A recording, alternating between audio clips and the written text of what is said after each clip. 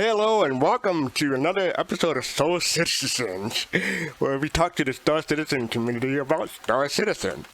Uh, this week, we're having Soul Talk, a shadowy flight into a dangerous world of people who do not exist. Loners on a crusade to champion the cause of the innocent, the helpless, the powerless, in a world of criminals who operate above the law. Point to everyone who get that reference without looking it up, and extra point to everyone who got it, who heard the guitar riff while I was talking. I was going to ask you, did you write that? Nope. You didn't get it? No, you got me on that one. Knight Rider! Oh. Knight Rider. Is it Knight Rider? Is it Kit's Knight Rider? Yep. With the K. Okay. Oh, okay. Yeah, that's what they said at the beginning of every episode. Hopefully someone in chat got that one. So how you doing, Griff? Yeah. I'm doing good, buddy. Yeah, I'm doing good. It's been a busy week, but always look forward to hanging out with you on Thursday, so it's good. Oh, you mean that? Do you really mean that? Yeah. I mean that. Hey, look, we've got some cool people here. A lot of our regulars are here that are here with us on Sunday, but I got to give a shout out to somebody in particular here. Elite Week Kai Zen. Kai, we are so happy to see you here, man. Definitely been digging your, and we've been spreading the word about them as much as possible. Some of us are elite players from way back from beta. And I just want to tell you thanks for stopping in here tonight. There's Gigi too. Gigi's hanging out with us tonight. Cool. Hey Gigi, hey Elite, and everyone else. Rayamar, let me see. We got Rayamar, Pop in Face, Soul Citizen, the one who that is, and Jade, and J2, and Hey it's Nick. Hello everyone. All the cool people are here tonight. All the cool people, yeah. Yeah. How are you been? How was your week? Was your week good? I started a new game, I'm going to say. I mean, I started Final Fantasy 14 on Saturday, and I'm level 52, so yeah, it's been a pretty good week. Oh my God, level 52. I can't talk about you. I ended up yeah, I'm going... like... Yeah, in my old Fortor guild, Star Wars The Old Republic on the MMO, in my old guild on Fortor, they call me the Grinding Beast. No, I know. I mean, that's cool that you did that. I got into the beta for New World, Amazon's new IP. Oh, did it melt your video card yet? No, I was fortunately not one of the ones running a 3090 for the win, FTW. I do have, I've got the same thing you have. I've got a 2080 Super. But it's been a fairly smooth launch considering there was a little bit of a queue, but there were no major server crashes. And once you were in, things were pretty good. They've been in alpha for a little while now. And so they're in beta now. And I think the official launch date is August 31st. So it's a lot of grinding going on. And that's good. Some people are trying to hurry up and get to certain levels, but it's also some people are grinding trying to get a new video card after what happened. Yeah, I mean, it's really sad. I watched one guy's video on it, and he actually, had it recorded because he was streaming at the time. And I mean, you got to think about that. It's pretty painful how long some people had to wait for a 3090, and then to have it, and then have it brick. And then, there is a weird fix for it, but you have to do a really weird reset on it and everything. But still, for that much money. Oh, so there was a fix? Yeah. There was some guy put a fix out, and then Amazon confirmed that fix worked. It was a oh God, I can't think of the term for it. When you go back in and do your reflashing it. You reflashing it. It was reflashing it. You had to flash it to do it. It was kind of an intricate piece, but anyway, I mean, hopefully it'll be something that that EVGA gets fixed, because it's really funky that because we had one guy in test who he had told us that his card was running at 105 Celsius, and we're like, dude, that's not right. And we thought maybe it was a fairly new computer, so we thought maybe his thermal paste wasn't right or something else was going on. And the next day we got that announcement about that. So yeah, it's pretty funky. Oh, he got lucky there. Yeah. Hopefully, I think he shut it down and didn't try to do it. But in the meantime, I hope you have a good time with Final Fantasy. I know that's one of the franchises that you've loved for a while, and you've been talking about getting back Yeah, I'm into it. enjoying So, it, and they're having a sale right now. It's like half off if you get all the expansions for $24. So that's a good deal. oh, hey, that is a good deal. Yeah, because that's usually a pretty big, expensive franchise. So that's cool to hear Yeah, normally it's that they're like doing that. $40 per expansion, or $40 for the opening and second thing. So yeah, Nice, unfortunately, nice. the discount is not on Steam, so I can't get it yet. Yeah. Well, from my understanding, Final Fantasy 14 is garnering a lot of attention, especially from some WoW And rightfully players so. I'm who enjoying it. aren't happy. Yeah, who aren't happy with WoW right now. So, God bless them for that. Anyway, yeah, So that's you about want it. to bring people down? Yeah, we can bring some folks in. By the way, for those of you who know it or don't know it, that this our Thursday show is our talk show with the community. So even though Fast Cart and I are gabbing right now, we really love hearing from you guys. So if you want to join our Discord, just come into our. There's a link there that pops up, and we'll bring you down. If you got some commentary in relation to what we're talking about on the show tonight, we'd love to hear you. So I'm going to bring them down now. Cool, thank you. And right now I got on the screen the sneak peek from last Friday.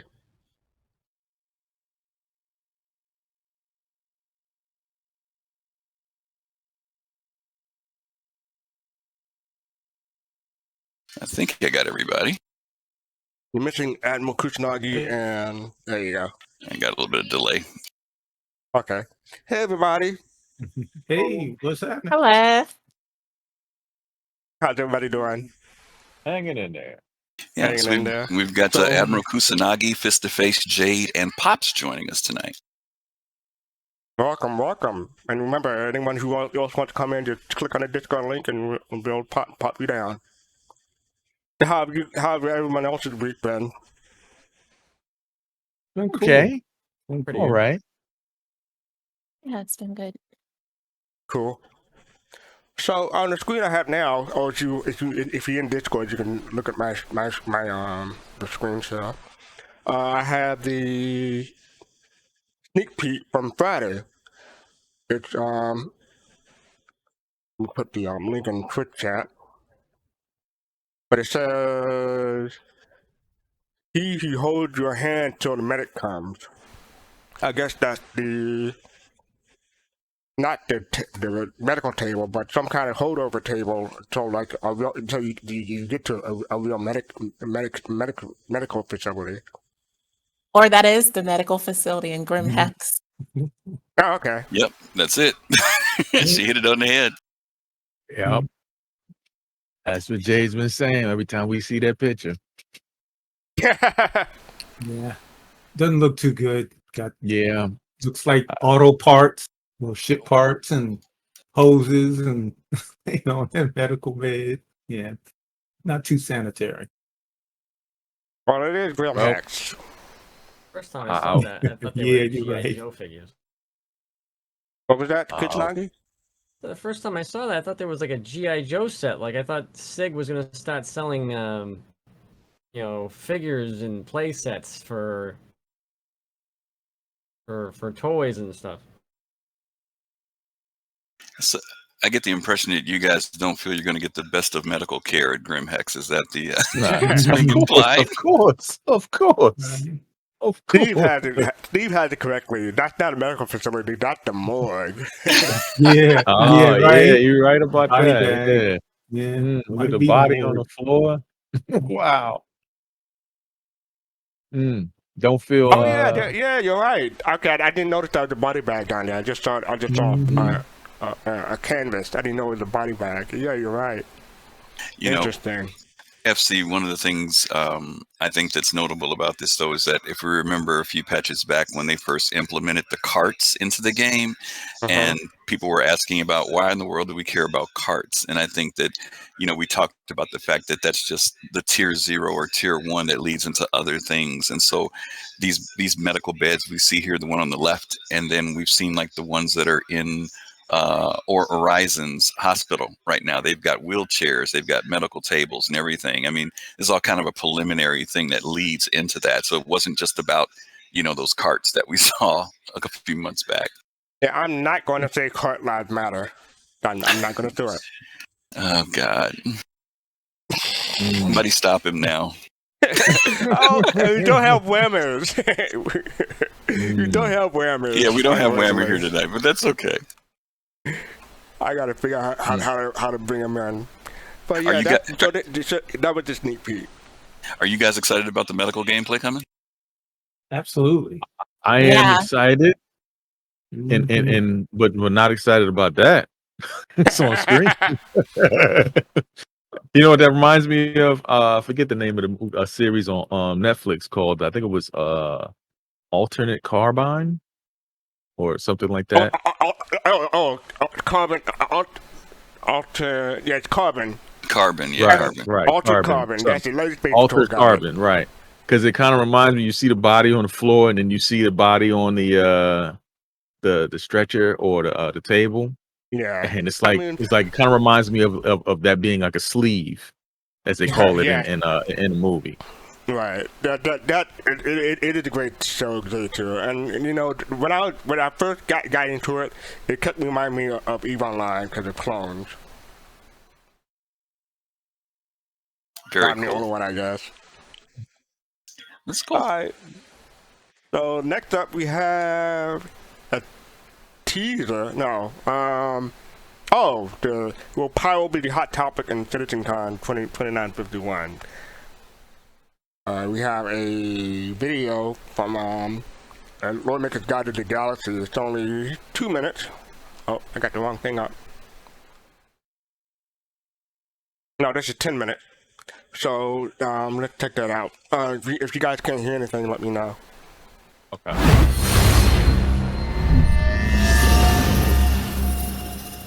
No, can't hear anything. All right.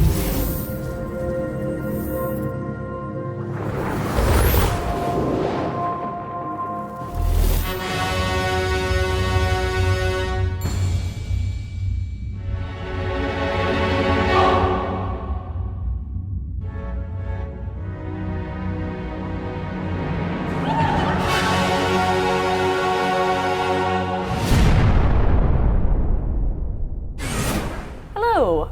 Welcome to another episode of Loremaker's Guide to the Galaxy. I am Archivist Sherry Heiberg. If you've never seen Loremaker's Guide before, this is a program in which the members of the lore team at CAG take you on a guide through the mythology, the history, and the science behind all of the systems that we make for the game. And with that, let us get started. Today we are going to do Pyro. Now, Pyro has an interesting history.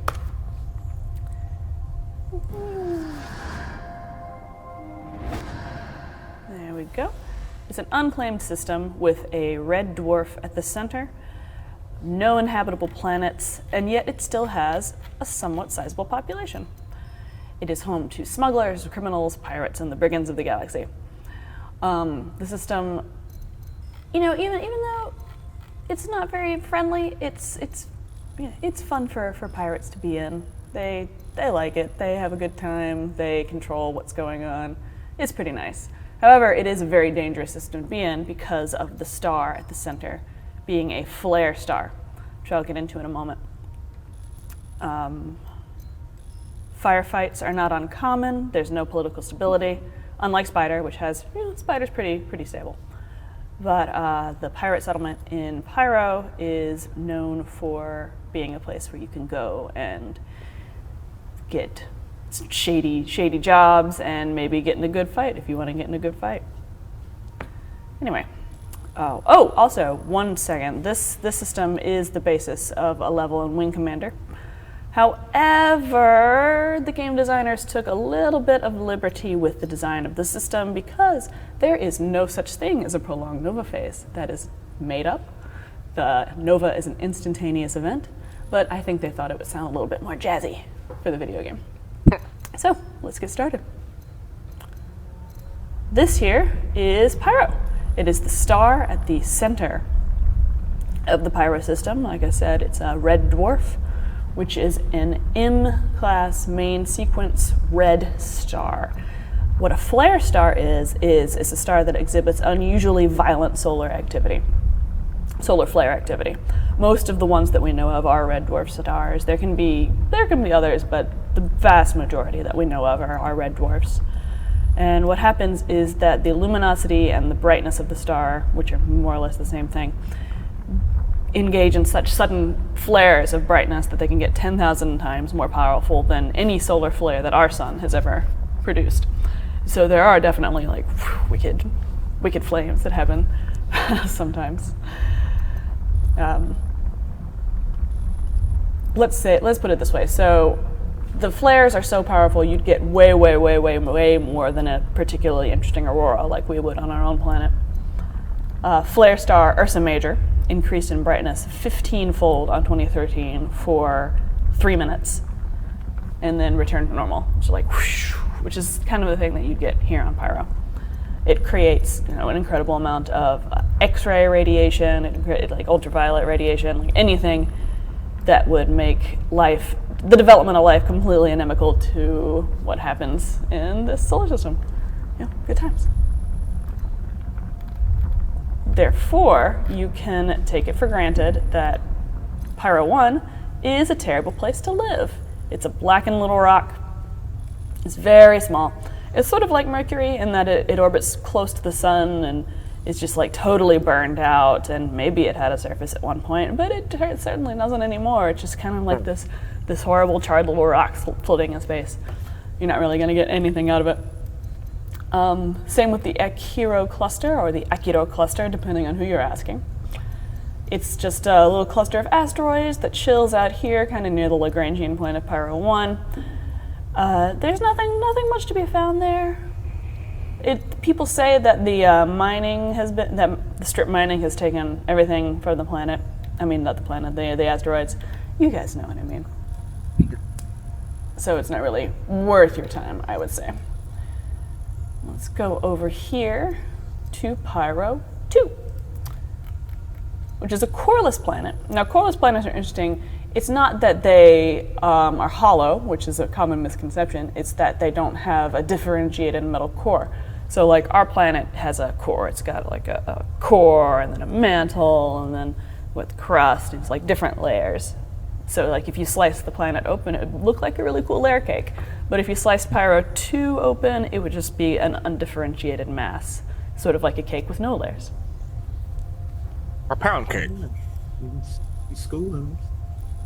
Any minerals that would have been worth mining of the planet have been stripped away, sadly. But, it doesn't hurt to try from time to time. Here is Pyro 3. It is a lava planet. It has unusually strong tectonic activity. It has seas of lava crisscrossing the system, crisscrossing the entire planet. It's possible that it was caused by a collision, a piece of a planet-sized body broke off and hit the surface and just caused so much damage and energy that the whole surface melted, and it really has not been the same since.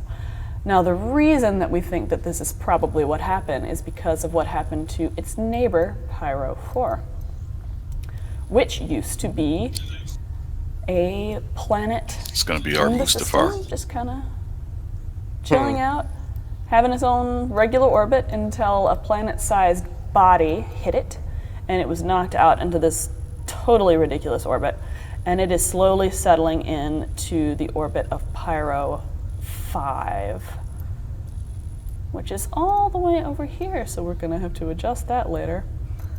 It should be closer. Let's zoom in right here to Pyro 5, which is a gas giant. It doesn't have a pure hydrogen atmosphere, so it's not really, it's not really a good place to refuel, but it does have a bunch of really cool moons.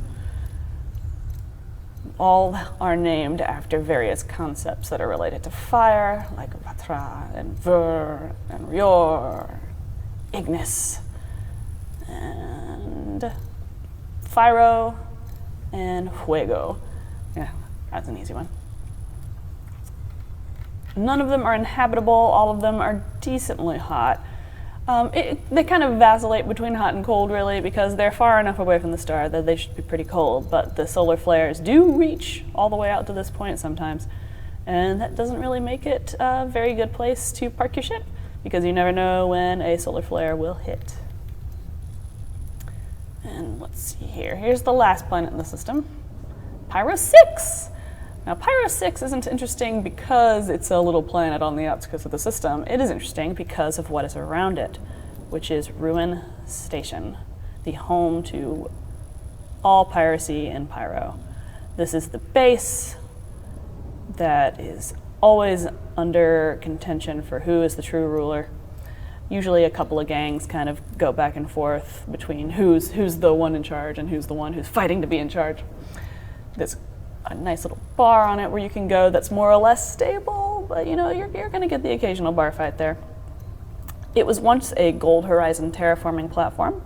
No one really knows why there's a terraforming platform around a planet that is completely unterraformable, but Gold Horizon didn't go bankrupt because of their sound business decisions. It can be an excellent place to make connections with other pirates, with other smugglers, and perhaps other outlaws, if that's what you care to do. But you need to be aware that you will most likely get involved in a firefight of some kind. I know I've emphasized this point more than once, but I just want you to know. If you want to find crime, you're going to find it in Pyro. Thank you for tuning in to this week's episode of Loremaker's Guide to the Galaxy. And once again, I'm Sherry Heiberg, the archivist with the Lore team, and I'd like to thank our subscribers for making this program possible. And y'all have a wonderful rest of your day. Goodbye. Thank you for watching. Oh, that was quick. I was expecting another 5 minutes of that. That went by quick. Kusanagi, what do you think? Do we think we're going to get more Pyro for CitizenCon 2951? It would be nice if they released it for CitizenCon, but I think it'll have to depends on what happens with the Xeno threat and stuff like that. See how smoothly they go out. Fish, what do you think? Up, you might step away. Jade, you're up. I would say that, yeah, I think we should see more Pyro at CitizenCon. It'll be really interesting to see how they make the star Pyro, because a star like that, an M-class red dwarf flare star, can double in brightness in minutes. So if they can, somehow simulate that, that'll be very different than in the Stanton system. I have a new monitor, and I'm still trying to adjust to how bright it is. I'm afraid for my retinas if they implement it too well, the brightness of the star in that system. Well, as if I'm going to visit it. Well, I'll visit it in the PTU or the PU, but not probably not in live. Well, think about it. Like it would be a very dim star compared to Stanton. Stanton's a G-class dwarf like our sun. Imagine a dimmer star than that, but then flaring to be like maybe as bright as Stanton. So you should be okay. Okay. Thanks for the stellar cartography update. I always appreciate that. I am here. With You're welcome. Bug's Fast Cart, you should just buy some extra monitors in case it fries your screens. I have my backup still, so if anything goes wrong, I can put that back up. Fist, are you back yet? Yes, I'm back. Sorry about that. I was actually here, but I turned my microphone volume down. Forgot about that for the video. No problem. So CitizenCon 2951, Pyro. What are your thoughts? I'm hoping so. I really am. I'm hoping that we do see more Pyro, because I really would like to see another system. Plus I can make some money off of y'all. If y'all run out of fuel.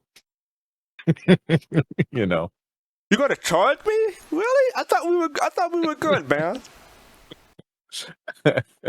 No, I'm just playing, Uh-huh. But yeah, I would love to see how the refueling gameplay works out, things like that. That's one of my jobs in the game. So How about you, Pops? Oh, Well, I mean, she mentions solar flares causing uh, auroras. I mean, I would love to see that in the game. Some aurora going on at the poles. Um, but one of the things I was unsure of, I guess Jay could probably elaborate on this. Wouldn't I think she said Pyro 3 is a lava? Yeah. Yeah. Well, I mean, Jay knows more about that than I do. Shouldn't it be closer, or would would that be wrong? And not necessarily. Necessarily. It's going to depend on planet star interaction. I mean, if it's being stretched, I mean, almost all these systems in real life are very compact, meaning all the orbits of the planets could maybe fit within the orbit of, Mercury or Venus. So yeah, I mean, it really depends on how they want to do it, how close to real life they want to do it. But if a planet is, being both heated by the star, and you've got flares, and you have gravitational tidal heating, it's conceivable you could have, a lava planet at that distance. Okay, thank you. I think they said Welcome. it was struck by another An asteroid. like moon or something like. Yeah. Yeah, it was struck by something, so that's why it's a lava planet, because, I guess it broke the mantle or broke the crust, and all the lava from the inside is on the outside now. And it's not Now, cooling. I noticed something though. The jump point is right there next to the star. I saw that too. I'm concerned about that. Yeah, me too. I am I'm too. really I mean, concerned about that. Unless I had no plan of coming from or going to Kano. Yeah, because to go back to what I was saying earlier about refueling, when they talked about the mechanics of refueling, that you have to be careful of elements and stuff like that, and that jump point being so close to that star, I wonder, how that will work out. We'll see. Yeah. What do you think, Griff? No, I was going to say, I think that, everyone has talked about Pyro in relation to piracy and the outlaws, but she definitely hinted to that there's just as much a natural threat as there is the manufactured one by players, whether they be human players or NPCs, but there's going to be danger about traveling in certain areas of Pyro because of its star. So I'm really curious to see, what those dangers will be, particularly because of where Ruin Station is, its location. Because as you guys know, the system was pretty much abandoned, and there are reasons why it was abandoned. And so I'm curious to see how that's going to be. I love the idea of the lava planet. I joked around and said it would be our Mustafar from Star Wars. We talked about the implementation of rivers in the game, and we can kind of see where that's going to play out. And obviously there'll be reasons for why someone will want to venture there, other than maybe the beauty of watching lava flows. There may be some mineral aspects or some other dynamics that come from being able to go a place like that. But yeah, I'm excited, and I do think that to the question. I think that at CitizenCon, you guys can quote me on this. Feel free to quote me. I think that the two things that we're going to see highlighted will be the gate, obviously, because we saw that at the last CitizenCon in 2019. So that means they see, and then we always kind of pick up from where we left off at. So I think that seeing the travel refined of what it takes to go through a wormhole, whether it be one that is a gate or a phenomenon type wormhole.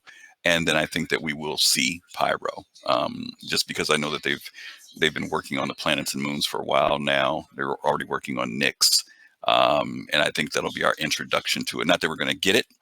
Sometimes some of you guys remember in the early days, we'd be at CitizenCon and they'd say, "And it's being uploaded right now." I'm not sure if that's going to happen, but I think but I do think that we will see it. Yeah, I think we will see it. I think we will see them in it. And get a chance to see what it's like to be in that system. So, Griff, just taking on your natural dangers. Mhm. CIG did mention that they will at some point be adding radiation to the after status Mhm. system Yeah, and new stars throughout Right. X-rays. Yes, There you yes, go. yes. That'd be Yeah. perfect time to add it. Mhm. And that jump point is way too close. So yeah, that'll be That's issue. what I'm concerned about. Well, That's I don't. exactly. I don't think it's too close. I think it's because when you say too close, they wouldn't build it if the danger was just because you come out there. I think the issue is how long do you stay there? You know, Right. And you'd be okay in your ship. It's just Yep. if you're going to go EVA, then yeah. Yeah. It might depend on Mm. it might depend on which ship you use. Because if you're using a war, Yeah, it's like- it may not last as long as something like a Constellation or a Carrack, for instance. It will be nice, to Jade's point, if we start having things that do impact us internally on our ships, such as temperature. I would love to see that. I know we've got pressure right now, right? We've got that with Crusader. It would be nice to start getting warnings and things telling you that, things are heating up. You need to change your direction. I think Elite has that, right? So I think it would be kind of cool to see something like that in the game. Star Citizen has something that doesn't have something Elite has. Oh my God! Oh, well, see, that's all right. We both have share ideas, but like Jade said, radiation was definitely mentioned, and we already know heat and cold is a factor. There's no reason not to think that if you get within a certain proximity of a star, that's going to be a factor to deal with too. By the way, I want to say thank you to Papa Doc for the subscription. Appreciate it. Thank you, Papa Doc. Thank you. Didn't see that. And Red Monster SC, thank you for the follow. I missed that as well. Thanks. Okay. So Vengeful. yeah, so people, people seem to be excited for Pyro, and it's a whole other system coming to Star Citizen. So I don't begrudge them on that much. But for the lore and everything being like a pirate haven and whatever, that kind of puts a damper on me. Like I would be more interested in like maybe say something like Terror or a Soul. The Pyro, I mean, it'll be interesting. It adds something more to the PU that we have now for Star Citizen Alpha. So, Fastcart, you have got to expand your business horizons as a trader. Okay, you've got to strike a deal with somebody. You got You got to strike a deal with somebody that it is beneficial for them to protect you because you're hooking them up, and they will protect you. They'll escort you in, escort you out. That's all you got to do, brother. Well, I got face to face, and she said she's gonna leave me stranded unless I pay him. So Wait. I never said that. Wait a minute. Hold on. Yes, I can't believe you say that. I never. Wait a minute. See, Admiral, you was talking that up there before they brought us down. You was saying that too. Putting words into my mouth. No. I never said that. I never said. Let's make sure, because I don't want everybody in chat to be like, "All face to face will leave you hanging." No, let's not do that. No, but but Fast Cut, I got your back. Come on now. All right, I'm just messing with you back. Thank you, I appreciate it. All right, so next up we have a new teaser from StarJump. So I'm gonna play that.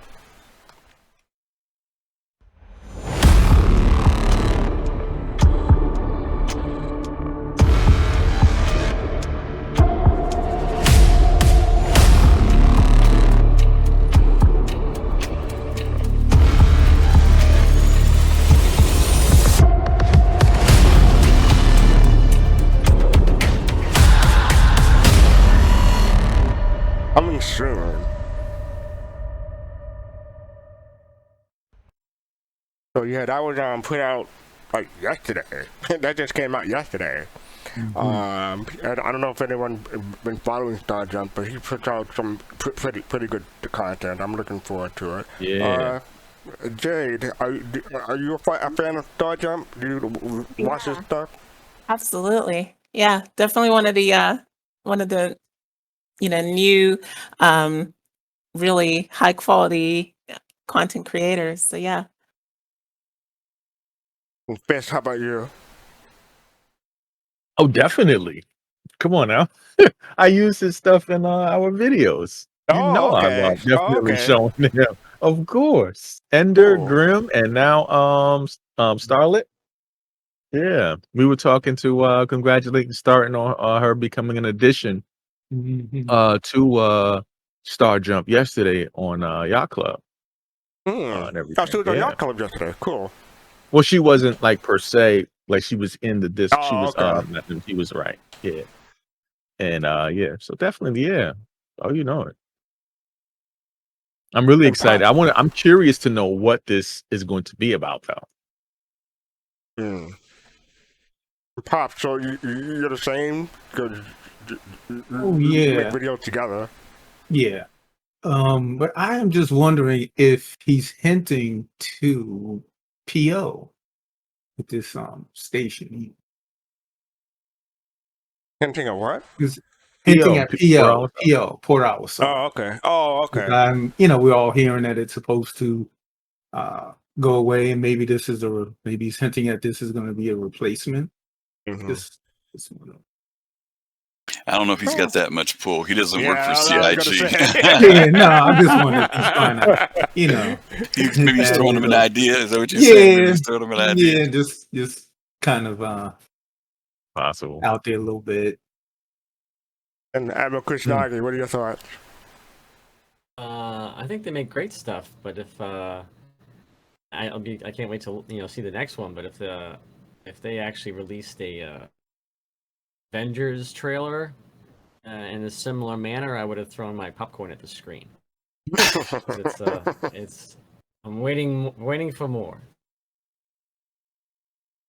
We had Kel Roddy joined. This is just now Fast Card as well. Oh, hey, Kaladi. Hey, Kaladi. Thanks for letting me know. Kaladi, do you follow StarJump?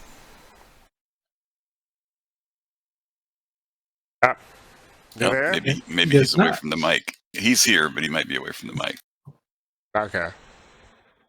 All right. Well, I'm looking forward to seeing the StarJump Station.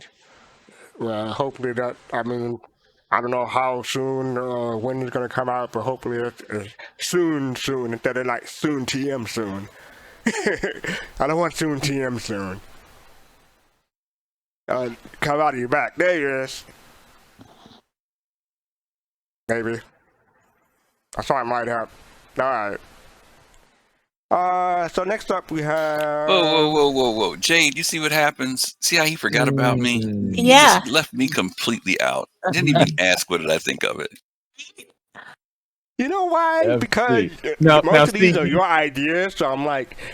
it slipped my mind sometimes, but Griffin, what are your thoughts, okay? I'm really interested.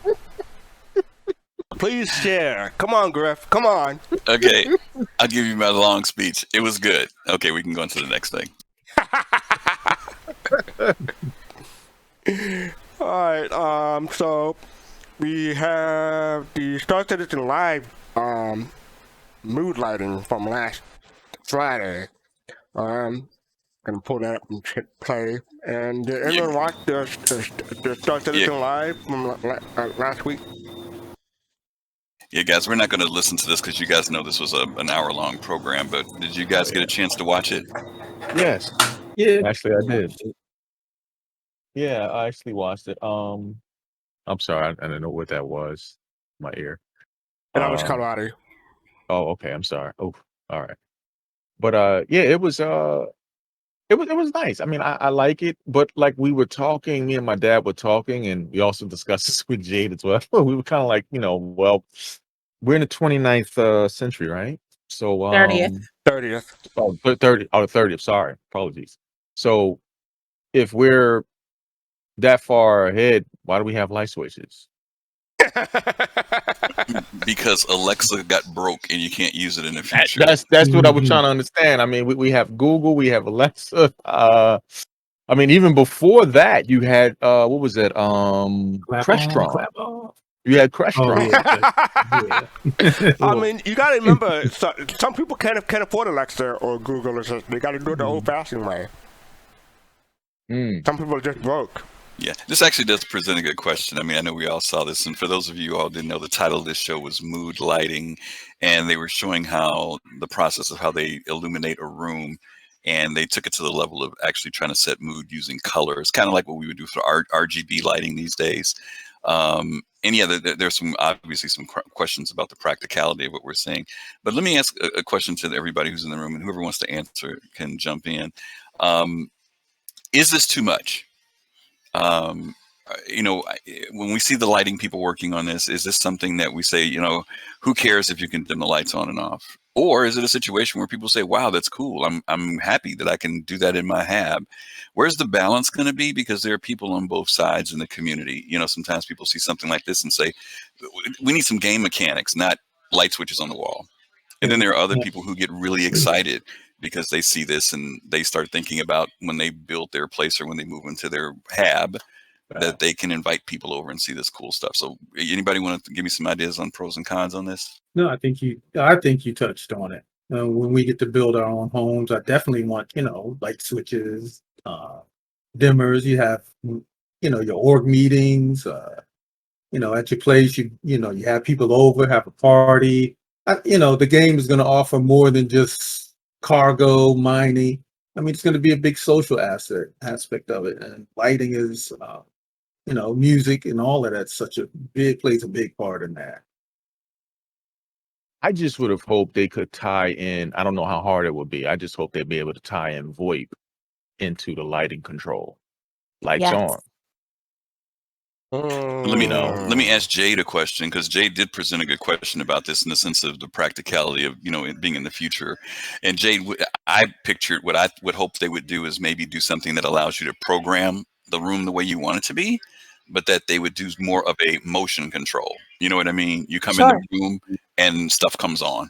You know what I mean? Right, Versus the physical. And I get the idea of those things that kind of having a bit of tactileness to them, but to your point, I think the happy medium would have been give us the ability to program the light levels we want them. And then when we enter a room and when we leave a room, those settings go in, not have to hit the button to make it happen. Absolutely. I don't know. All right, Jade, make sure you submit that as a ticket. It can't be submitted as a ticket since it's not an actual feature yet. Yeah, well, we can put it into the what is it called? Ideas channel, the Spectrum. Yeah, we can put it into the Ideas channel. Yeah, I'll back you up, Griff. Okay, cool. Do you think there's such a thing as too much RGB? Look at streamers, you wouldn't think so. Yeah, when it's expensive. Yeah, you're right about that. I've seen some expensive setups. Yeah. Did you guys see when they did the setup, when they showed you what it looked like without the settings, when it was all the full bright white? Did you guys see that? Yes, I did. Where was that noticed video? Or do you know? Yeah. When he starts out at the beginning of starting to do this, he basically removes all the coloration, sets everything at 100%, or he calls it 1. But you get to see how stark and plain everything looks, and you get a better idea of all the work that goes into setting the mood. There it is. There, yeah, he just showed it there. But it gives you an idea of what the customization of the areas, and I'm sure that's every area in the game. But does every area in the game need to have fog? Or the stuff floating around? Yeah, because I mean, that is. I can see. Like in Hurston, in Hurston, Warville, having dust, it gives you that feeling you're in a dirty place. But like here in Orston, you really need fog in the rooms like that. Yeah, Horizon and New Babbage, I would kind of wonder, maybe. Yeah. I mean, it is a gas. It is a gas giant, so it's gonna have gases everywhere. No, but that's artificial, like right there. That's not natural. That's not coming into Jade, that's the humidifier. Jade, it's the humidifier. Okay. But why do you need a humidifier? Jade, suspend the reality. I'm trying to push you a little bit. I know. Everywhere needs a humidifier, and you must see it all the time. I get it. Yeah, I'm messing with the scientist here. That's all. Yeah, and I'm wondering, why is the light switch way across the room when you get out your bed? The lights are already on. The light switch should be by the bed. Yeah, Pops made a good point about that. We were talking about that. Yeah. I wonder if they're going to do it though, Pops, because on the M2, I think, and the C2, the dimmers are in the bed area. That's just for the bed though. It's not for the for the room. So hopefully that'll be something that they'll think about too. Yeah. but just put it in VoIP.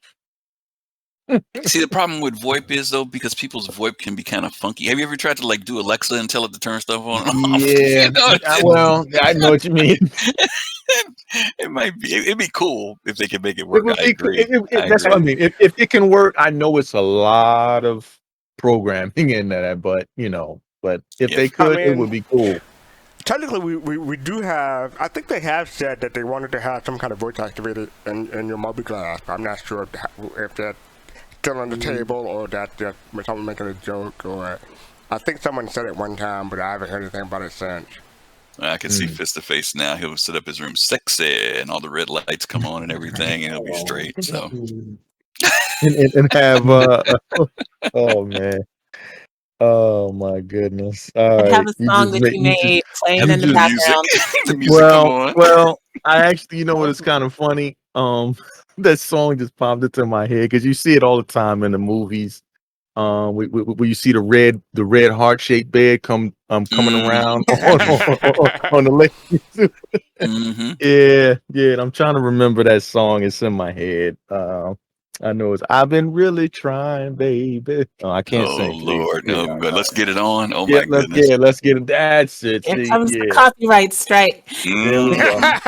Now, well, if they copyright strike that, wow, then I'm flattered. Well, it's like, Cool. to me, Yeah. number one, if they can work on this and get this level of detail, it's like they must be working pretty far down the list. So, to get to this level of detail. Also, what you're kind of talking about is like your mobile device connectivity, and if you could do, and there's lights in there's lights in like say the M2 with similar capabilities, being able to change different lights. So hopefully, maybe you can change the lights with your Mobi app for everything that you own in the game, or everything that you're connected to a location. And then if we do need like this level of detail, like exactly how long do they expect us to be in rooms for, and like why? I mean, it won't just be rooms. It'll be ships too. Just want to be able to get on the bridge of my character, hit a switch, and say black alert. Oh wow! Black alert. Uh-oh. Yeah, I mean, again, I think this is a prelude to things.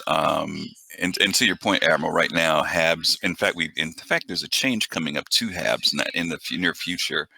Remember that Chris is always trying to create a social dynamic to this game. And right now, when you wake up in your HAB, it's just you get up and basically you leave, right? You never really return. In fact, the doors are even locked in a lot of them where you can't go back. Back in the day, you used to be able to reopen the door and go back in. But now these places are going to be where you store inventory and store items. And so to be able to tell somebody, hey, come back to my place, I've got an extra this, or I can give you this, or I can sell you this, will give reasons for people to take the elevator, come back upstairs, come to your apartment. It might be the place where you and your people hang out instead of being out in public somewhere. I think they're going to expand it beyond, the limitation of what it is right now. Because there's always this dynamic of Chris having this idea of social dynamic in the game. And right now it doesn't feel like it because you just wake up and run out, but I think that's what's coming. In the future, I mean, if we just look at what we have here, we know that the shower opens up, there's a toilet in there. We know there's food and microwaves and ovens and all this stuff. So when I wake up and get up into my HAB, and we all know that, at least most people in the chat know that, look in Twitch here, we know that, we don't want to stink because that will affect NPC's reaction to us. So there's the idea I'm supposed to go take a shower right now, put the coffee on so I have, X amount of, a buff or whatever. A buff or whatever, and then I come out and I make make some cereal, and then I can get changed, figure out what I want to wear that day. Do I have a business meeting, so I should wear a suit instead? I mean, like 20% of your gameplay could be in your room. Yeah. To talk about having using a mobile glass, can you imagine if someone has voice over IP through the game, and someone says mobile glass, hello, or hi mobile glass, and then 5 feet around you, everyone mobile glass just lights up suddenly. Well, actually, I mean, if the way they can do it though, it doesn't necessarily have to be like through proximity chat. You know what I mean? Because Hmm. it Yeah, we just sounds like take what you're inputs on talking your about, mic. right? Yeah. Exactly, right.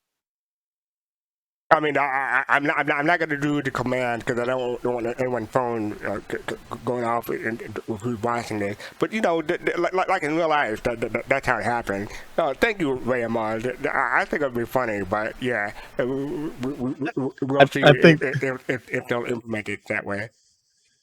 Hmm. Kamadi, can you hear us? Yes, I can. Hello, everybody. There we Hey, are. Hey, Kamadi. buddy. There we go. What are your thoughts? So I was trying to find the actual name of it, but I'm very very curious as to how they go, well, the direction that they're going to take this in, because there's an equation. I can't remember the name of the mathematical equation that they use to, for instance, calculate and get this. They use it to calculate how well somebody likes the shape of something. For instance, a bottle, right? And they use that in different companies like Talking about the golden Coca-Cola. ratio?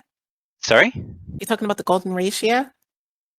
It's similar to it. I know it, but it's something else. And when they actually had this video on mood lighting, it took me back, because when it comes to mood lighting, it tries to not really tries, but it does a lot when it comes to quantifying how people's emotions to lighting really can be, right? And I every time they iterate on this, it takes me back to that theory and that equation, because they do such a lovely job in kind of appealing to not only our emotions but our sense of mood and comfort. Hmm. And I'm very curious as to how this will take, for instance, in other settings such as, the caves and all those things, when it comes to controlling, or rather influencing our emotional reactions to those settings. That's a good point. Good point. We've got another guest who joined us, an old-time friend who we haven't seen in a little while. STL Youngblood is here. And Griffin, I lost your video. Hey. Oh, I'll bring it back. Sorry. Hey, Youngblood, are you there? His mic is muted. Should be able to unmute him. He might be away. He's might be got away. it muted himself. Yeah. Yeah. Oh well, we'll pay attention to that and see when he comes back. But yeah, I had a chance to watch the whole thing. I appreciate all the effort that the devs and everyone puts in. This topic is really my cup of tea. Like I said it before, my emphasis is mostly on spaceships, but this could be applied to spaceships, like I said. So, Yeah. Can I say It something was real quick interesting. though? One of the things though that they did mention that I do appreciate was their consideration on. They talked a lot about their budget, on how Yeah. much they will put into their lighting, and to Hmm. make that consideration on systems, because as you guys know, lighting can tax your system seriously, you know, Hey and guys. Yeah, I especially mean, especially like they were saying, like when you had too many shadows going on. shadows and I right. played. I think I played what was it? One of the Skyrim or Oblivion or one of them, and I turned on Mhm. shadows and it killed my PC until I Right. turned it off. Did it literally kill it, or just No, not literally, but okay, all right, I got you. it was a slideshow. I got you. I think STL is back now. Hey, how are you? Hey guys, this is not STL. Oh, I different am young just blood. another young blood. All Yes. right, we'll take you. Welcome. Hey guys. No, I just Welcome. happened to be lurking on Twitch and heard what you guys were talking about, so I just Oh, figured cool. I'd come and see what's going on. Welcome. Welcome to have you. Yeah. So, what are your thoughts? Oh, well, I'm a founder from the very first version of the site. I I think that they have a lot of great updates coming out in 3.14, but I'm more focused on the combat mechanics, and I'm a little bit more concerned with them making so many changes in one patch that's pretty much upending the combat mechanics as we know it. And we still have performance issues that we're trying to address, which 3.14 does do a lot better of, but it's hard to balance mechanics when performance is creating desync issues that's inhibiting. Right. So I think there might be a little cart before the horse, but I hope things get caught up and that the stability comes and the balance comes with that. So I'm hopeful, but I'm not sure about the latest steps in 3.14. Well, even as you say, you were to put the cart before the horse. This is still all development, and it teaches them how to make the game better. So I don't think you didn't say that. I'm not trying to put words in your mouth, but I don't think anything's wasted by them doing it this way. Gotta remember, still alpha. They learn things as they go along. Yeah. But I think that the other issue too is that the transitions. This is the difficulty of dealing with it in alpha too, because we start to adjust and get used to certain gameplays. This is like about the 5th change we've seen in flight mechanics and combat. We've gone from jousting at 2,000 kilometers per second to slow as molasses, and somewhere in between. I think the players, as they start to finally get adjusted and adapted, when a major change comes, it kind of it makes us feel a certain way. But I think that as long as we constantly feel that it's being refined, and sometimes there's a misstep. You guys remember back when we had the whole, what was it called? The thing we were doing where when the flight mechanic was what was it called? Not VTOL. Hover mode. Well, you know what I'm talking about. I mean, Griffin, we could just take it back to 2.0. Yeah, exactly. The combat mechanics in Arena Commander and Star Marine were based on rec from the website. And everybody was equipping their ships from the website, and those mechanics were very well fleshed out. Like, we were having great combat in Arena Commander, no problem. And they ripped all that out. They changed that overnight. Go ahead. No, to your point, there were tons of things that folks very quickly talked about from those early days of Arena Commander, like the scanners and a lot of other things. They said the stuff was great, and then all of a sudden things got taken out, and we're like, okay, what's going on? My thing is hopefully that as they refine, and again, we're still in alpha. There are some things that enter the game and disappear, and it could be something as simple as interdictions, right? At one point we had them, then all of a sudden they disappeared. Tessa was in the game, she disappeared. Those things are coming back, and I would hope that something as simple as the scanners that we had for landing that we used to have that are gone will come back, and hopefully combat will be in that same place, that they'll finally refine it to the place where there's a great amount of balance in it. We just have to kind of hang in there, keep bringing the comments in, tell them what we love, tell them what we don't love. And go for the ride, Star Helix said hover mode. Is that the word you're looking for? Yes. No, not decoupled. Hover mode. Hover mode. Yeah. Thank you, Star Helix. Thank you. Yes, that's it. Thank you. Or 30th century spaceships fly like 1950s helicopters. Don't get her started. Do not get her started. Yeah, I always thought it was peculiar how our space age ships can only hold 250 rounds of ballistic ammunition in this day and age. Well, that's also being done. You know why that's being done. That's part of the balance pass. That's what I'm getting at, though. I mean, when you're making such heavy-handed maneuvers to balance the game, there's probably a better way you could go about it, because just like you said, the perception of players, it's a very fragile thing. And first impressions, they're a beast, and so again, you have. Go ahead. Again, this game is not even in beta yet. It's still in alpha. Well, he understands that. He's not disputing that. He's not disputing that. Yeah, I mean, I'm just saying that the perception of other people coming into the game that may or may not be aware of your fast card are going to see this, get used to the way things are, and then they'll get a sour taste in their mouth just because they are having multiple pivots in combat mechanics. And I mean. Go ahead. To your point, how many changes had there been to the fight mechanics? Countless. I can't even remember them all. At least five major. At least five massive major. Not to mention anything in between that. I mean, and not to mention the work they threw away from the Montreal studio because they didn't communicate on the unit metrics for That was like fun. Arena Y'all, that Commander. was No. Ilphonic. Ilphonic, yeah. That was a $20 million sink. That I Mhm. mean, I could get mad about that, but please continue. It's only 20 million out of 350 or 270, wherever they're at now. Boy, They you have- must they have have a the money. great job to be talking about it like that. I need to do what you're doing. I just want to reiterate that. Tell you what. That, you know, when you talk about the ballistic weapons, like those are physicalized items. So, I mean, you can't put like 1,000 rounds of like size, 4 into the nose of a Vanguard. It just doesn't have the space to carry that. And Yeah, if you but- look at real ships, real like F-22s, F-16s, they don't go over like they're at max they're like 500 rounds, usually between three to 500 rounds, and it's done. I think the A10 only has enough to shoot 12 seconds total. If you hold down the trigger on an A10, you've got about 10 to 12 seconds, then it's empty. So, but each, you're shooting, a lot of rounds out of there. But that's the way that like a really super. That's how they're looking at it. They're looking at a super high effective ballistic destructive rate.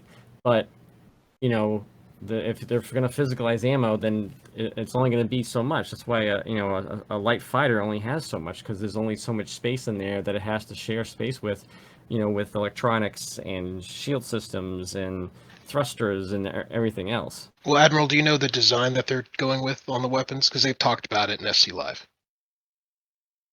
They're You have changing to remind me. ballistics. Yeah, they're making ballistics a special strike type weapon mechanism. They want the bulk of players to be using laser repeaters and disruption. Go And ahead. No, you go ahead. And so the idea that, as I know it, they want ballistics to be used in kind of more of a stopgap scenario, not as a staple of primary weapon mechanics that most of us are currently using them as now. So there's a little bit of a meta in the use of lore behind that apparently is changing. At least that's how I decoded it. Go ahead, Griffin. Yeah. No. To your point, there are some methods to the madness. Part of the methods to the madness is that everything in our ships aren't implemented. Shielding and armor is not completely anywhere near where it's supposed to be. The other thing is that they want us to, when we are in combat, that it is a very calculated thing. I mean, most people who are out there fighting are literally, because of the unlimited aspects of ammunition, they're just shooting. They're not calculating, and they want us to become about this. They want us in close quarter contact. They want us to be able to not just target a ship, but to be able to target the shield emitters, or to target the engine, or to target the whatever it is directly. So there's going to be a lot of change that's going to force people to be much more particular, much more focused, much more strategic about how combat happens in the game. And so that's some of the reasons why these things are being reeled in. Now, there's going to be trial and error in that process. There may be, a point where we have to, because they always talk about realism is great, but we want to keep it fun. And my point is that I think as long as we keep voicing it, keep raising what the concerns are, I think the balance will come in time. But it can be frustrating, and like anything else in this game, when things come and go, I can't tell you, my buddies are screaming because they're every time they've got to reset their HOSAS and HOTASs, every time there's this major change with keyboard stuff, they spend hours, days getting their thrustmasters back together, or getting their whatever's back together, VKBs. But it's just that hurts my head. They should be able to save those configurations. Yeah, but what happens is they change the keys too. The bindings change, right? Yeah. So even when they copy their profiles, they come back later, and the J key no longer means what it meant before. It's now the L key, Right. And I'm just saying, there's a lot of voice attack get all messed up too. voice attack is all jacked up. It is a frustrating piece. Admittedly. And this is, and I don't know if there are other people like me, but this is one of the reasons why I play when there's a major patch, or when there's something I want to check out. But I don't play day to day like most people in here do, because I don't want to get burned out, and I don't want to get frustrated when something like that changes. Because I'm old, and I don't have memory like I used to. I can't learn stuff every patch like the young people can. I play every day. Yep. Mr. Fastcart. I play daily. At See? least 2 to 4 hours. Come join us, like Fastcart. You can be in the crazy house with us. Stuff like that happen. come join us and be in the crazy house with us, Fast Cart. Don't worry. There's plenty of room. Plenty of room.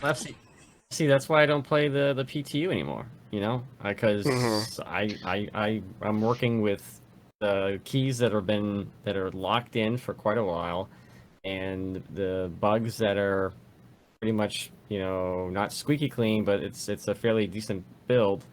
And I'm just waiting for it to get to the PTU. Like even today, I saw the patch notes. They I don't know if you guys didn't get to it, but they upped the HP of the Harbinger, so they get my my Vanguard a little beefier because it's supposed to be armored. So I'm hoping that's to offset that. You know, we always tell everybody when it comes to this, everybody plays Star Citizen, and I use the term plays loosely. Play Star Citizen. You have to stay within your psyche in which you can handle. Seriously, there are some people who come in when a patch comes out and then they disappear and they don't come back until the next one comes out. There are people like Youngblood who may be in here every day. I'm in the game at least 4 days a week, at least, if not 5 days a week. Some people don't do the PTU. Some people only do PU. My thing is do what you can do. For those who really have concern, we always encourage people to test, to write tickets, to write in the forums, because those are our opportunities to voice our concerns about the game, for our loves, our dislikes in the game. But everybody who's in here is. But I'm just saying everybody is at different levels of how they get into Star Citizen. But the biggest thing we have to remind people of is that we are behind the curtain in a way that you're not normally under any other game. And so we have to kind of temper the expectations, as difficult as that is. It's very difficult because some of us have not just committed finances, we've committed time. I mean, some of us have been here 7, 8, 9 years. And so it's very easy to be very passionate and want the best for the game, but also want to see certain things in the game. But it's a journey, you know, and I always say this, it's Chris Roberts' game. It's not ours. He said, I want to play the game I wanted to play. That he didn't say, I want to play the game that y'all want to play. He has always said, it's the game I want to play. And there's a bit that we have to kind of go with to say, okay, Chris, you know, but at least we do get the opportunity to say what we like. And they listen, you know, but of course, it's still Chris's vision in the long run. Regarding flight, don't you think they're going to, like, at some point have to nail down for Squadron 42? Since they're both using the same, you know. Yeah. I mean, at some point they will have to. And I think we're getting there. Well, I don't know. I think for flight we're getting there. I'm not for flight now. I'm just talking about for flight. I'm not talking about combat. I'm just talking about strictly flight. I think that we're getting there. Combat's still an area I think that we're still working out. There's still a lot to do until the area with shields and armament. There's a lot that still needs to be done with that. Because shield emitters are coming out next, and that's going to be a big factor in gameplay, you know.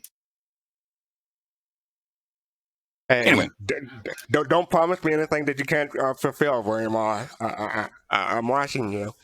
Anyway, so yes, I think that's a good topic, a good talk for Star Citizen Live. Next up, we have our Machinima. Griffin, you want to talk about this? Yeah, this is another one we stumbled across. This is a little different. You know, a lot of times we kind of get this machinimas that kind of have a certain mood to them, certain look to them. This one was shot really a different way. That's the only way I can describe it compared to some of the other scenic kind of machinimas that we've looked at. And it combines a little bit of action and a little bit of just scenery. But it's very cool. It's done by GoodGames, and it's called The Best Space Game Ever. And it's by someone who's Russian on top of it. So there's no Russian that you have to worry about translating. You can just sit back and watch it and enjoy it. So, all right.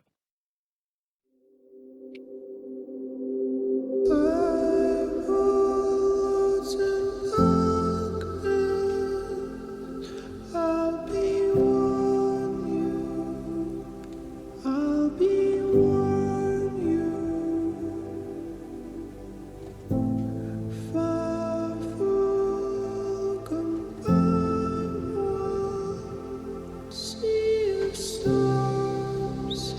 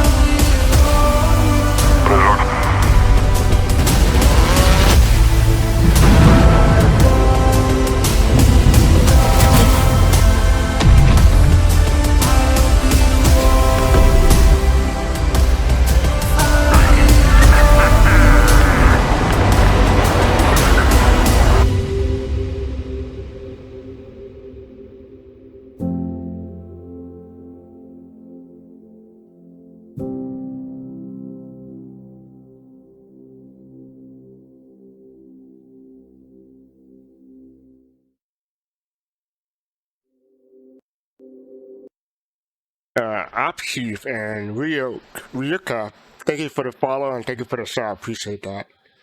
So yeah, that was our Machinima. Greatest space thing ever. I'm gonna put the link in Twitch chat again. Who's it by? Let me see if I can find it. Who it by? Is it the greatest space sim or the greatest looking space sim? Oh, it's just a best space game ever. Good Games compilation. I mean, are we there yet to proclaim that? Well, that's the question. Like they even had a lot of tech tip, tech quickie video about that. The best game ever. So yeah, evidently the title is up, even though the game's in alpha. So Fish, what did you think of the Machinima? I love it. I love it. I love the camera action. Oh man, it was wonderful. It was beautiful, and he made the game look like it was the best space game ever. Why did you say that? Kalwadi, what do you think? It was very impressive. Particularly the sunset period. Well, I think it was the sunset, yeah.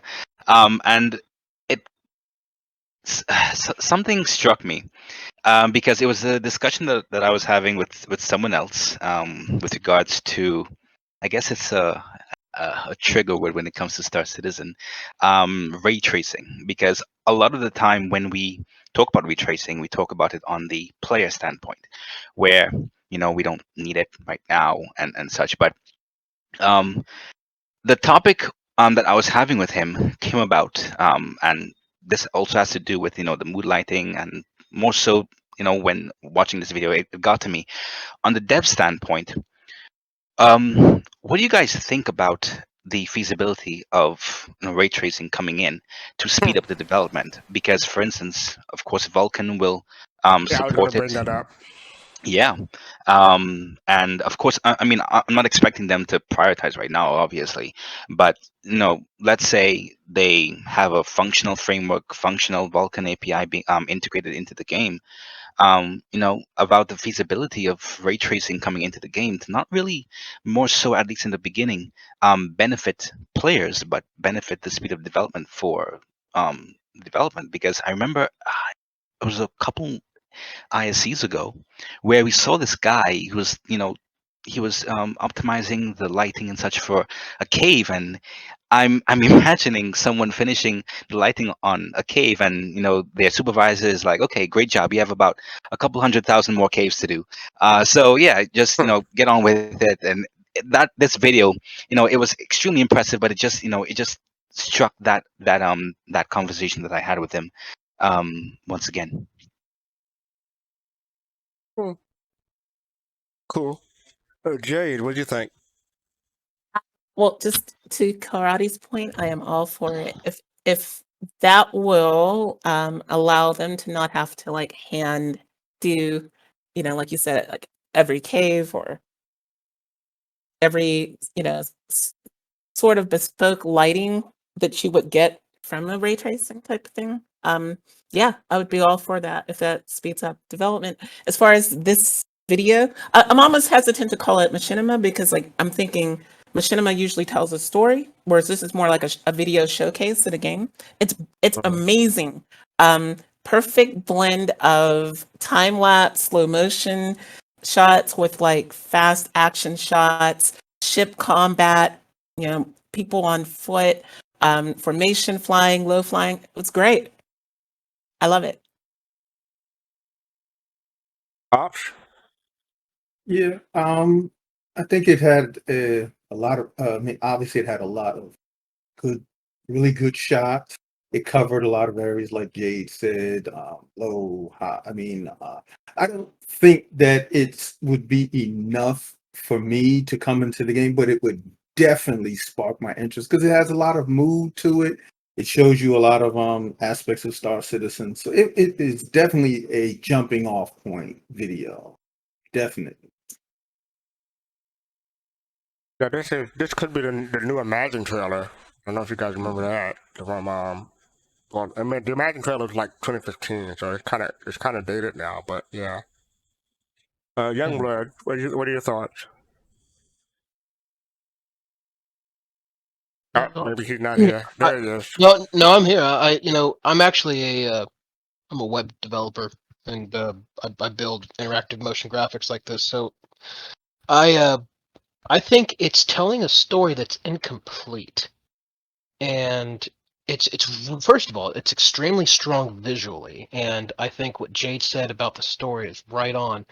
And if we organize the scenes a little differently in terms of wanting to explain maybe the sequence of a battle, almost, I feel like it's trying to tell us a battle that happened, but it's disjointed.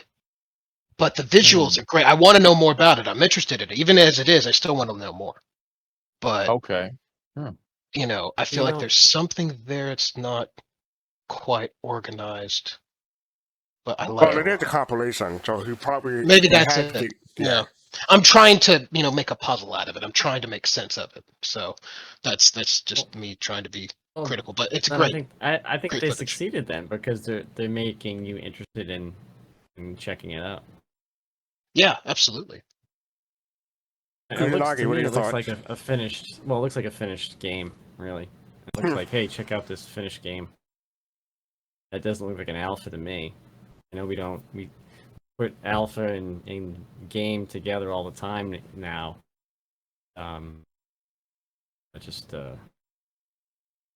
It looks great. It's a fantastic video. Shows you how far Star Citizen's environment team is from like the gameplay mechanics.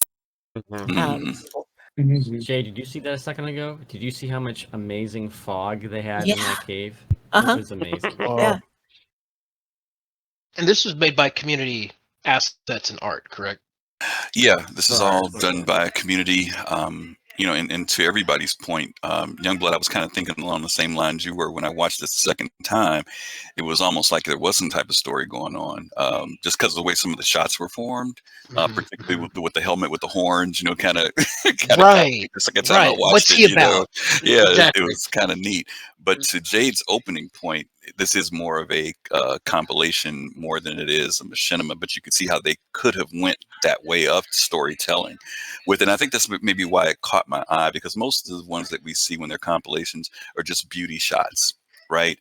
But there was a lot of action in here. There was some explosions, showing off the capabilities of what could be done in the game, which is why I also asked, when we say it's the greatest game, are we there yet? I think that we are, to Jade's point, the sandbox is there now. We're seeing the completion of the sandbox. The part that needs to come now is what are we going to do when we get in there? And so it is nice to know that this is all assets, that these are fans that are putting this stuff together. I can't imagine how much time they spent assembling all this footage, because there's a lot of good stuff in here. But wondering how much hard drive space it contains. How many terabytes? You got to go to the cloud for some of that stuff. That's too much. No doubt. Yeah. But it is good stuff. A lot of times when we see this stuff, it's made up of other shots that CIG has done. But here, I want to say all this is like original stuff, because I don't remember seeing any of this footage in any CIG type video. So glad you guys liked it. Just something a little. Yeah, my favorite point, the glaive going across or skimming across the bigger ship, and just the explosions at the end. Because I'm wearing headphones, and I can almost feel the explosions. I can imagine put it on my big home theater and listening to it, and feel the rumbling. I think that'd be great. So I'm gonna do that after this show. Cool. So, so I don't want to say that it's so disjointed. I think maybe if you go to his page and watch some of his other videos, it might fill in some story for you. Okay, cool. So FC, why don't you tell them about what's coming up in August? Okay, yeah. So we have our virtual bar citizen. I'm calling it an international bar citizen, but it's it's that August 14th, 3 p.m. Eastern, 7 p.m. UTC. I'm going to put the link in Twitch chat in a bit that they have it ready for. But hopefully to see everyone. I got, how do I want to say this? We may have a CIG present, put it that way. We may have a CIG present. We've had CIG at the last two, and so far they've liked us, and they keep coming back. So hopefully we'll have somebody this time too. I have no idea why. No, I'm kidding. No, but we had a good conversations and a lot of good people. Folks from all over the country last time. I think we had a couple people, somebody from Canada maybe, I think last time, a couple people. And somebody was in Thailand. Thailand. Okay. Her name who just joined the StarJump. I can't recall her name, but I think she was in Thailand. She said so. Yeah. And by the way, I've been remiss. I haven't been doing a good job of it, but I want to emphasize this: the cooperative effort between Soul Citizen and Yacht Club BC.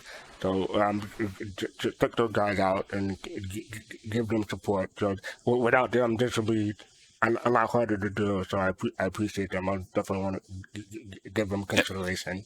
And make sure you guys register. Please register, because that way we know how many people are coming, how to set up, what we can do for it. So try not to wait till the last minute if you think you'll be available. The link is there. Fastcart just dropped it in, and sign up for it. Curious. Thank you. Is this one BYOB again? Yes. Is it going to run 11 hours? Bring your own. Bring your own brain. Bring your own brain. Yes. No, it's not going to run 11 hours. I'm gonna make darn sure that. Okay, put it this way: if it runs 11 hours, I won't be there for the last 5. Put it that way. So what's the drink limit? Until you get too incoherent, and start rambling. Okay. Then you get removed from Zoom at that point. So. Yeah, exactly. All right, guys. You got to go home, but you got to get out of here. There you go. Well, listen, guys, this Sunday, you guys can join us. We are going to be doing the next in our series on industrial strength. And the show is going to be on the Orion. So all of you miners out there, all of you industrial people who want to know about the We don't mean under 18. We don't mean under 18. No, we're going to be doing the Orion. And so this is one of those ships that, we don't hear very much about. And so we're really excited to get a chance to talk about it. We're going to show you some stuff we know that you guys haven't seen too. Yeah. Fist, I know you're into the mining, right? I know that's your thing, right? Deep space mining? Yes. Okay. All right, cool. I cannot wait for this ship to come out. And for the show, we have Griffin. I wonder who that is. We have Colossal, and we have Gigi, the Green Eyed GL. And we have, and for our guest, we have Lord Ferris. Yep, Lloyd Ferris is one of the people that helps out with the mining over with Test Squadron. So they've got a pretty big mining core over there. And so, we're looking forward to doing this series once again on the industrial strength on the Orion. So that'll be this Sunday at 8 p.m. Eastern time. Hope you guys can join us for that. By the way, we have a couple of questions before you wait. Yeah, we got the questions. Yeah, let's hit those questions. So we have Lady Space Patrol. We got the possibility of arcade cabinets and billiard tables. We already have working chess. Do you expect any other leisure activities soon? What about casino games with Pyro, since they have all the CD and criminal fancy? I'm going to copy that and put it in Twitch chat. So the question is, do you think we have any other leisure activities soon in the game? Like casinos and stuff. Yeah, in SC lore, there are locations that are actually like resort planets for leisure. And so we know that there's going to be things such as racing. If you go to Grimhex now, you guys already can see that Grimhex is set up for the racing and gambling in the new area that they put in. And I guess it was at 313 or 312 when they did that. They added that. Does anybody remember? The area in the new area? Don't remember. Maybe. Yeah. And so, yeah. And as you know, in some of the bars, even you can see where there are the the video poker machines. be that are going to be implemented. Okay. So there's issues though when it comes to gambling in games, on a legal sense though, in real life. Yeah. And so there has to be a balance in how that's being presented in the sense of gambling, because there Okay. can be some I issues understand. with that legally. But there will be leisure activities. And so as you mentioned, some of the ships have pool tables, and other recreation. And there are locations in the verse that are designed for you to be able to take on some type of leisure activities. So Oh, good don't question, forget we ladies. have That's the sport. we have the in universe I forgot what it's called. When you pop in, when the base commander is actually a game inside the game. You hop into the what do you call the Oh, you mean the hollow thingy? The sim Yeah. pod. The sim Simpod, pod. thank you. Yeah, so Yeah, the Simpod. we actually had those, so they'll be taking advantage of those somehow. Okay. And we had another question, right? What the kind next of question is- gameplay do you guys do? Evacuated space. Do we miss Youngblood? Thanks for stopping by. We appreciate you hanging in there and sharing with us tonight. Let me start with Kelroddy. Kelroddy, just real quick, just what type of gameplay do you like doing? Anything from bounty hunting to mining to a bit of trading from time to time, but predominantly these days I would say bounty hunting, both player and NPC, as well as mining. Okay, I'm glad you Yeah. put it that way, because depending on how the game is going, people often will change up what they like doing, right? Oh, If definitely. trading sucks, they move on to doing something else like buying bounties. I'm glad you put it that way. Yeah. Thank you for saying it that way. Pops, what about you? What's your favorite thing right now to do in Star Citizen? Even though it's not my thing, I'm trying to get better at bounty hunting, overall fighting in ships, Okay. But my main thing is exploration and mining. Exploration and mining. Okay. Jade, what about you?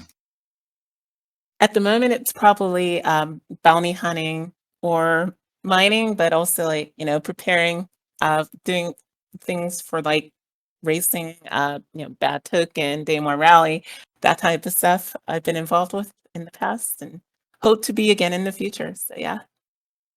Awesome. Fist? Like the movie says, more money, more money, more money. That's what I like doing in the game. No, I'm just, Goes but with no, money. yeah, basically bounty hunting, making movies in the game. You know what? That's a good one that I like doing now. Okay. Besides my job, mining and other things, but making movies in the game. Nice. Okay, it's different. Admiral, what about you?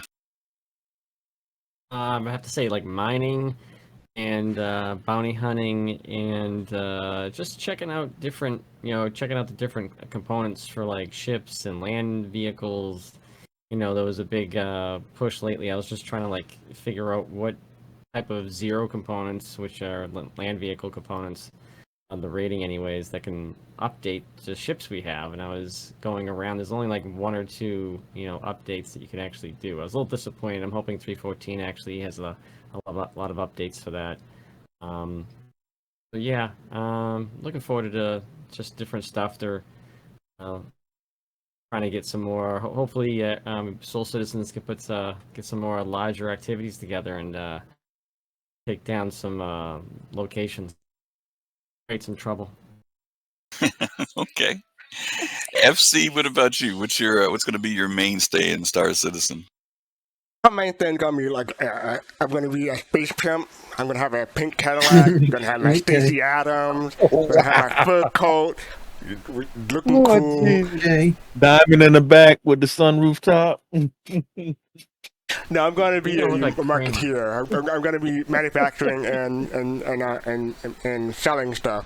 That's why I have the Endeavor and the Manu Merchantman. So that's my plan. What do you want to make with that? What type of manufacturing do you want to do? Well, my idea, depending on how overclocking goes, I make components and overclock them and sell them on the market. So you guys know that's what you can do with the Endeavor. You guys know that, right? Okay, awesome. I still say he's going to do contraband and pyro. To what degree? Can you update?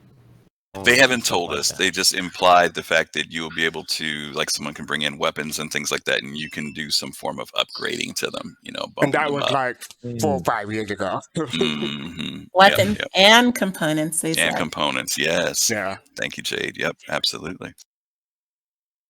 Okay. And then I'll be a space pimp on the side, but yeah, that's we'll talk about that later. Oh Who Lord, are you somebody help pimping? him. Who are you pimping? That's what I want to know. Who is he pimping? Who are you pimping? That's from hanging around That'd those be Banu. telling. That's from hanging around those Oh, Banu yeah. slavery stuff. Oh, he's gonna pimp Manu. Uh-oh. Okay, okay. It might be kind of hard, but Uh-oh. Yeah. Okay, is that You it? gonna have the What's up? cane? No, don't get him started, Chris. Sorry. Don't get him Sorry. started. I'm sorry. I apologize. I apologize. Anyway. Trying to have a straight show. He's Yes, I trying to move am. I everyone am. I'm along. trying to keep the people who It's watch like us. herding cats. I messed around with him after the show, so Yeah, I'm Go trying. ahead, I'm trying to keep the people that watch us, if you know what I mean. I just gotta say this I'm because just he kidding. said it. He reminded me having it with the platform shoes with the goldfish With at the the goldfish bottom. in them and stuff. Yeah. Oh God. Okay. What movie was that? I'm gonna get you, sucker. I'm gonna get you, sucker. Yeah, for those of you who don't know the reference, check out I'm gonna get you, sucker. Okay. All right. So I'm gonna do the social media stuff while you take care of the raid. I'm ready to go whenever you are. Oh, okay. So Yeah, thank you too. for watching. Check us out on social media. We have Instagram, YouTube, and Twitter.